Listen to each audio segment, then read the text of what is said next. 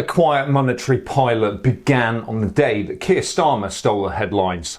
The announcement of tokenized sterling deposits marks a key turning point for the UK's already shady monetary history. The initiative is backed by the Bank for International Settlements and the Bank of England and involves the top UK banks. While it's framed as a cautious step towards the digitisation of money and faster payments, this narrative conceals something far, far larger. The reality is that it represents the construction of a CBDC infrastructure, disguised in softer language and without any direct public scrutiny.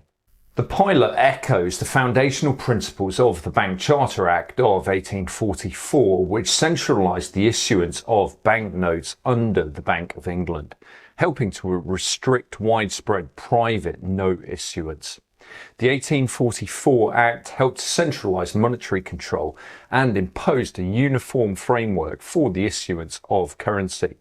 Likewise, tokenized sterling deposits centralised settlement, supervision and the ultimate control of money creation within a single unified ledger, managed by the Bank of England and regulated by commercial institutions.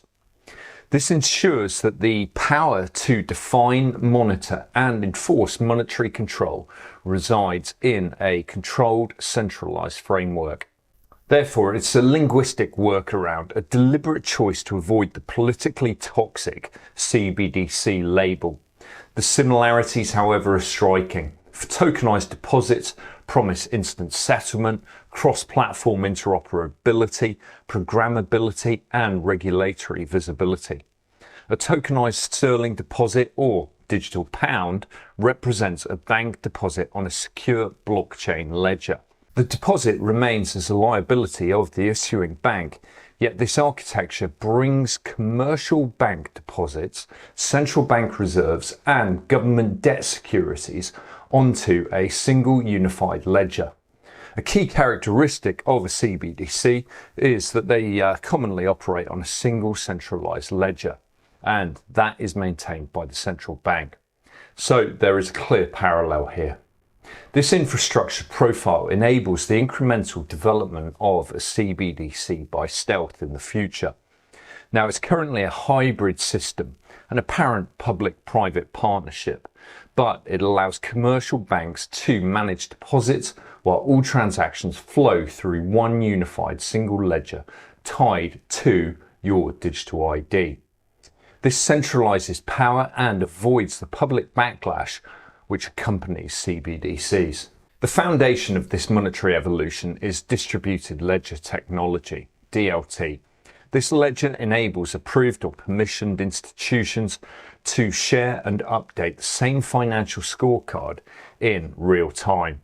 Transactions are recorded across multiple secure computers or nodes, helping to make the system more resilient. It combines the speed and transparency of blockchain technology with central bank oversight at the same time. This ledger then becomes the single shared source of truth to enable instant settlement, programmability, and tighter regulatory control.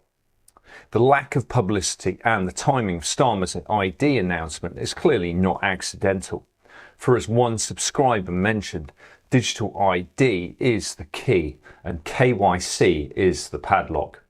It is referred to as a pilot and promoted as innovation and efficiency. Yet this ensures that the project sidesteps public discussion and the profound concern over monetary control. It fits exactly with the BIS's vision of the next monetary and financial system being based upon a tokenized unified ledger, explicitly referenced in their annual economic report from this year. The current UK pilot is a national iteration of this vision, taking place without parliamentary scrutiny or broad public consultation. But it is a radical shift in financial governance, which is presented as a simple technical upgrade. Currently, commercial banks generate new money supply via credit creation activities, which they refer to as lending. The central bank oversees this process through reserves, interest rates, and even credit guidance at times. However, in a tokenized unified ledger system, separation begins to blur. The real-time instant settlement ledger enables direct insight for central banks over the money supply, while commercial banking activities can be more tightly supervised within a framework of programmable money. The current pilot focuses on testing interbank settlement, asset tokenization, and interoperability across the participating institutions. Quant has been selected to provide the technology that underpins this project, which is running until mid-2026. Now, it is limited to institutional participation, but the 3 use cases that are stated publicly for the pilot are incredibly significant. Taken together, they reveal the architecture of the emerging financial system. The first area of interest is online marketplace payments. They argue that this is to reduce fraud and boost confidence between buyers and sellers on platforms such as eBay.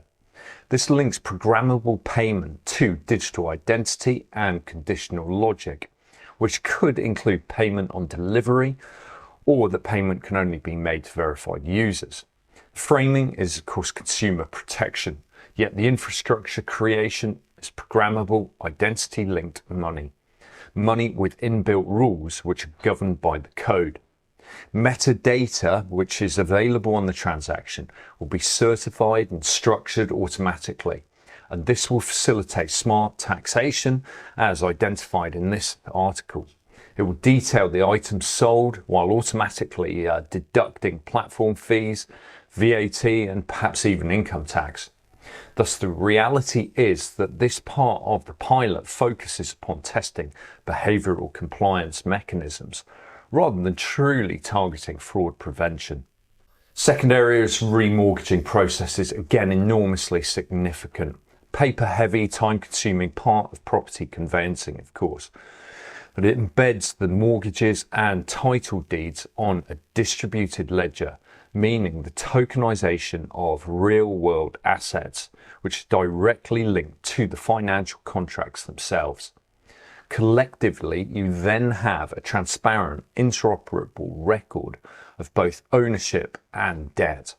So private property becomes machine-readable and auditable in real time for those who can actually interact with the ledger. So the government and the central bank gain unprecedented oversight of collateral and household leverage. Currently, if you think of money, credit and physical assets as separate Lego bricks, which are only loosely connected, with your home being recorded on the land registry and your mortgage being in the bank system. The assets and the loans, of course, are legally linked, but they're not electronically integrated. However, if this program moves forward as it stands, these separate Lego bricks of money, assets and loans all fit together into a single programmable unit. In time, it ensures a fully digitized asset economy where real-world physical assets and credit are inseparable within the network. The final pilot area is wholesale bond settlement, which is unsurprising if you consider the level of national debts. This links sovereign debt, central bank reserves and our own deposits on one shared ledger. This is foundational for ensuring the reserve and collateral foundation for a future tokenized monetary system. This places bonds, reserves and deposits in the same programmable space, which allows for instant liquidity management and automated enforcement of bank collateral rules. This also ensures direct central bank visibility, of course, into bank balance sheets, not possible under the current separate bank ledger system. Currently, if banks want to buy government bonds, money has to move from one ledger to another, and settlement can take time. But the pilot aims to ensure settlement is immediate and takes place on the same ledger. Think of it as a little like a shared monetary scoreboard. This creates the digital backbone of money itself, where every tokenized deposit could be backed by collateral such as reserves, government bonds, or bank deposits. In addition, it grants the real-time oversight of liquidity and financial exposure, while code can automatically enforce compliance, collateral requirements and policy objectives onto the banks themselves. In essence, the single ledger infrastructure transforms the financial system into a programmable, fully collateralized digital economy, offering unprecedented control over both systemic risk and the movement of money.